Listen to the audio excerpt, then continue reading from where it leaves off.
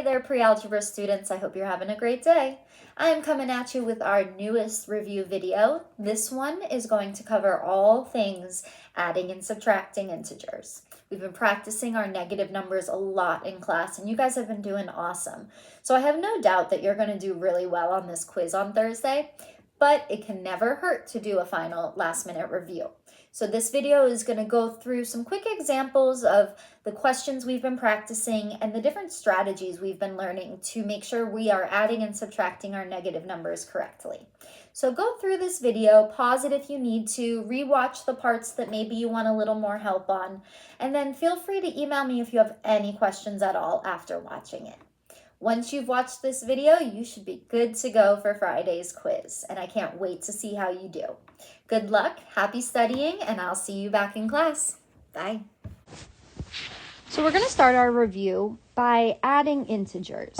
And there are two ways we can approach this, depending on whether our numbers have the same sign or different signs. So in our first examples here, we have numbers that already have the same sign.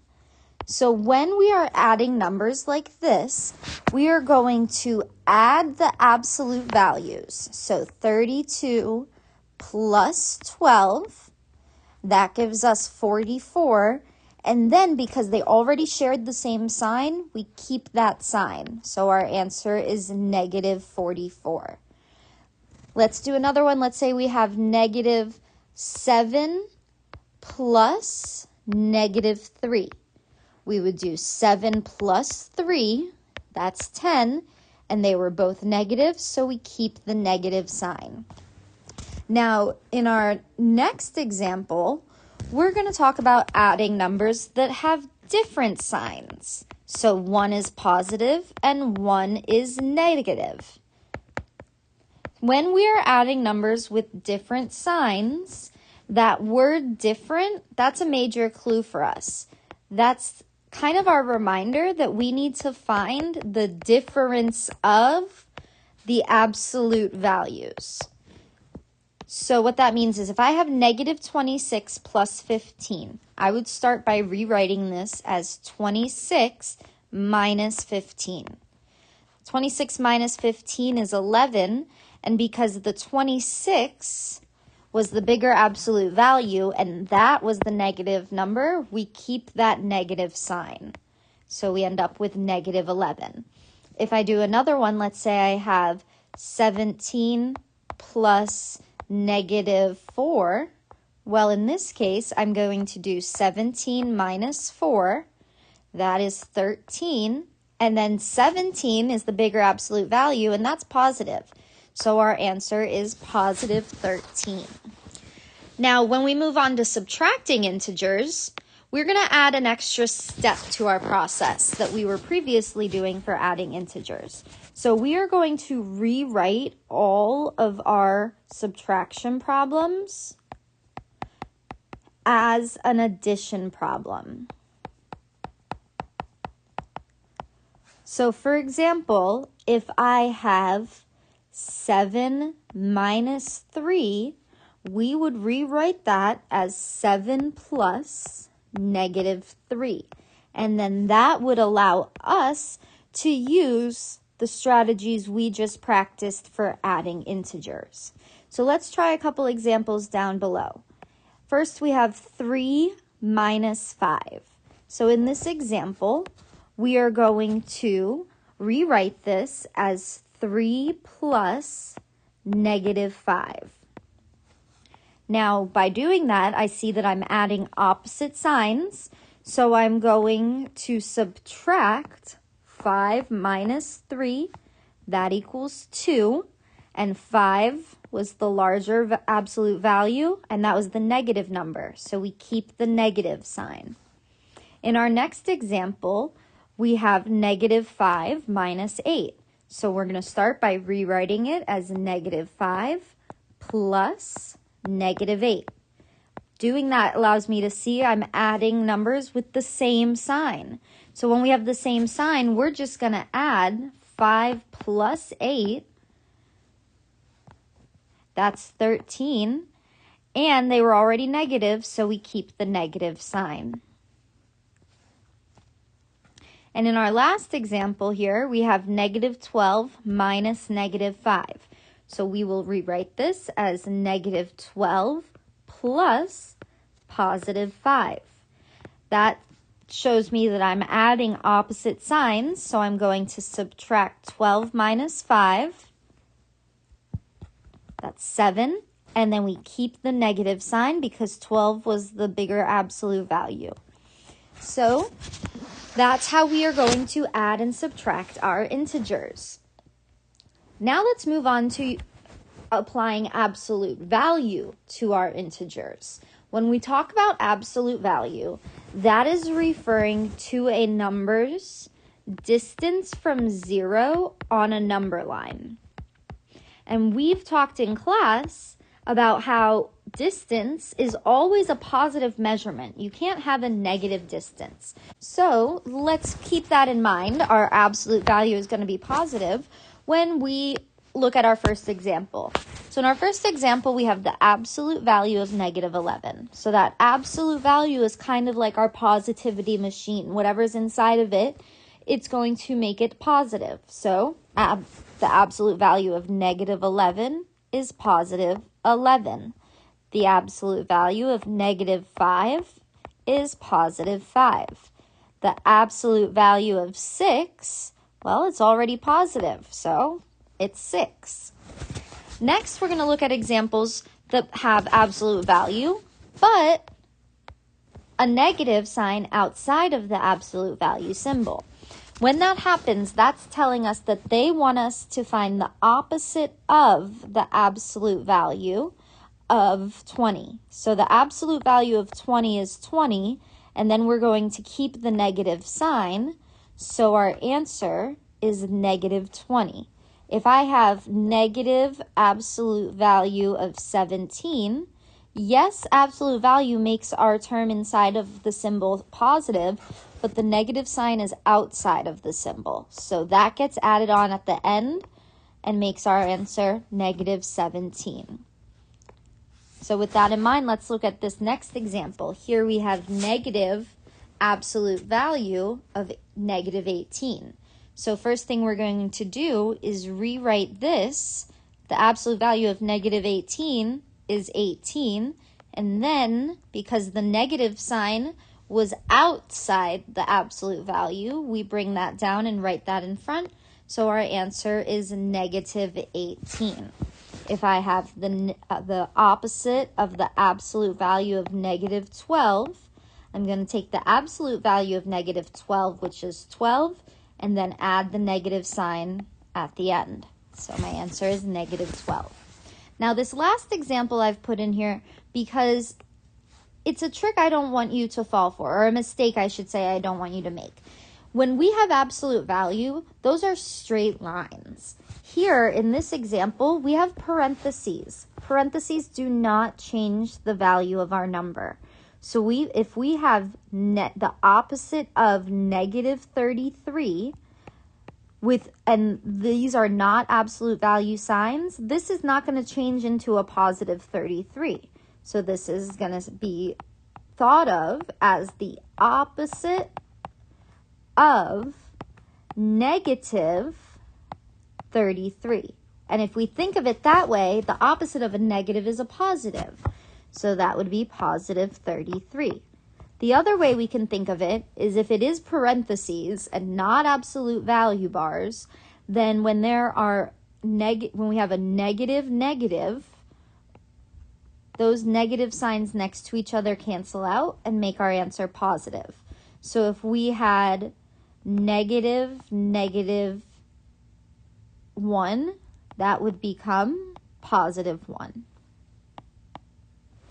Now in our next examples, we have an expression and we need to substitute our value into the given expression. So our expression to start with is absolute value of negative x, and they've told us that x is negative 6. So I'm going to plug this in, and I need to remember we always use parentheses when replacing a variable. So this is the absolute value of the opposite of negative 6, or the opposite value of negative 6. So yes, these negatives would cancel out and make this a positive 6. And the absolute value of 6 is 6. So even though those negative signs canceled out, it wouldn't have mattered either way because they were inside the absolute value. So they would have become positive either way. In our next example, we have the opposite of the absolute value of x, and x is equal to negative 8. So we're going to plug negative 8 in for x, and this becomes the opposite of 8, because the absolute value of negative 8 is positive 8. And the opposite of that, when we take that negative sign and add it to the end, is negative 8. Now we're going to use our rules for adding and subtracting integers to solve multi-step problems. So in this first example, we have an addition problem with 3 separate add-ins. So we're going to start with the first 2, and we're going to take it one step at a time. Now, negative 4 plus 2, that's the same as 4 minus 2, and then we keep the negative sign because 4 was the bigger value. So negative 4 plus 2 is negative 2 plus negative 5. Now we're adding numbers that have the same sign. So we're going to add the digits 2 plus 5. That gives us 7. And we keep the negative sign. So our answer is negative 7. In our next example, we're going to start with negative 10 plus 14. Starting with just these first 2, I see that I'm adding numbers that have opposite signs. So I'm going to do 14 minus 10. We get 4. And because 10 was the larger value and it had a negative sign, we keep the negative sign. Then I'm going to bring down the rest of my expression so I don't forget any pieces along the way. I highly recommend doing this at every step. Now I'm going to look at the next 2 add-ins in my problem. So I have negative 4 plus 25. These are opposite signs, so we would do 25 minus 4. That's 21. And because the bigger number is positive, we're going to leave it as positive 21 plus negative 16. Now this last step, we're adding opposite signs. So to finish this problem, we're going to do 21 minus 16. That's 5. And 21 is the larger value, and it's positive. So our answer is positive 5. Now, let's move on to some subtraction multi-step problems. Here we have 3 numbers that are being subtracted. We're going to start with negative 5 minus 8 minus negative 12. So the first thing we're going to do is remember that we have to rewrite our subtraction problems. So let's rewrite this as negative 5 plus the opposite of 8 is negative 8 plus the opposite of negative 12 is positive 12. Now I see that I have numbers with the same sign that I'm going to add first. So negative 5 plus negative 8 is negative 13. And then I bring down the plus 12. Now I'm once again adding signs, now I'm adding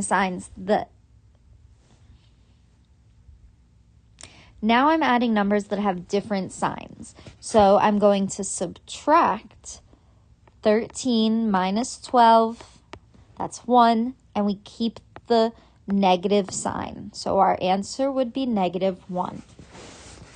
The next example, we have a negative 11 plus negative 6 minus 14. So just like we did before, we're going to rewrite this. Negative 11 plus negative 6. And then minus 14 we will rewrite as plus negative 14. Now we simplify. Negative 11 plus negative 6 is negative 17. Plus negative 14. So that gives me a final answer of negative 31. Since they were both negative numbers, when we combine them, we keep the negative sign. And that's my final answer.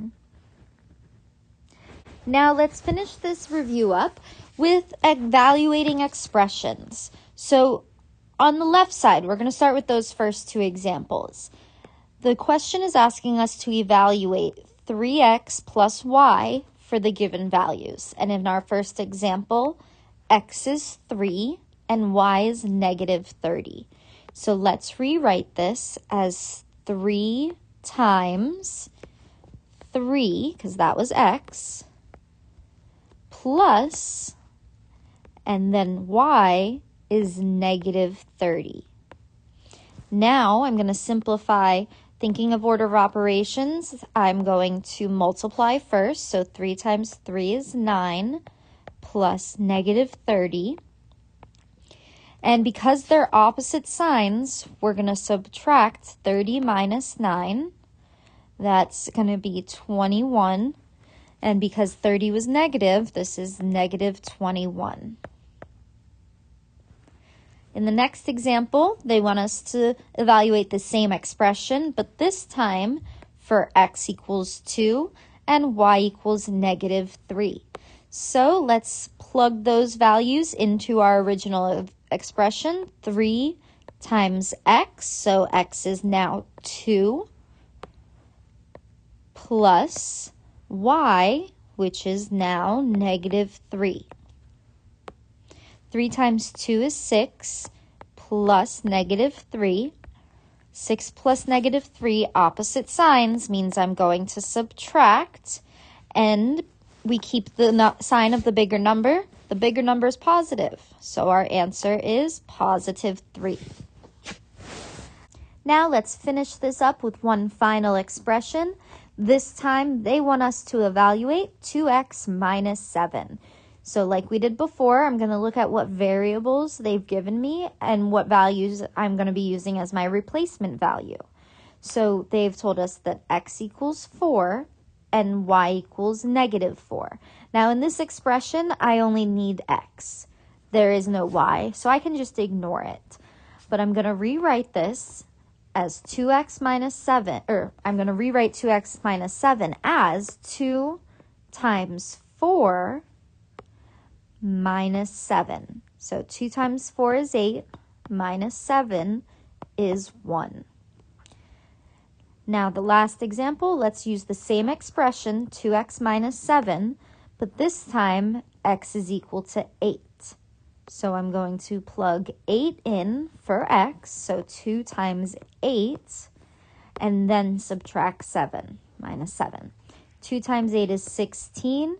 16 minus 7, that is 9. So my second answer, if x is equal to 8, then my expression equals 9. That brings us to the end of our review. I hope you found this helpful. I still recommend practicing on your own, using your notes, and remember to make sure your binder is ready for the binder check I will be doing while you take this quiz.